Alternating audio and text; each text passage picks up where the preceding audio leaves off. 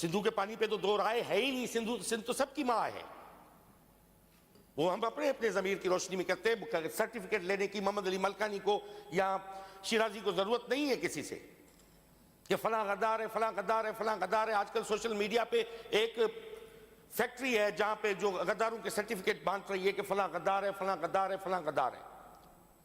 میں تو حیران ہوں ان کی خود فریٹرنیٹی، ضیاء النجار صاحب کی فریٹرنیٹی کے وکلا جو پڑھے لکھے، جو اس معاشرے کا کیس لے کے کورٹوں میں جاتے ہیں انصاف کے لیے، انہوں نے ایک فتویٰ بازی کی فیکٹری بنائی ہوئی ہے کہ بھائی فلاں غدار ہے اس کو نکال دو، غدار ہے اس کو نکال دو. آپ ڈفرنس آف اوپینین رکھ سکتے ہو، ہزار اختلاف رکھ سکتے ہو، مگر اس کا مقصد یہ نہیں ہے کہ آپ ہاتھ میں جو ہے وہ آگ لے کے کسی کے گھر کو آگ لگا دو گے.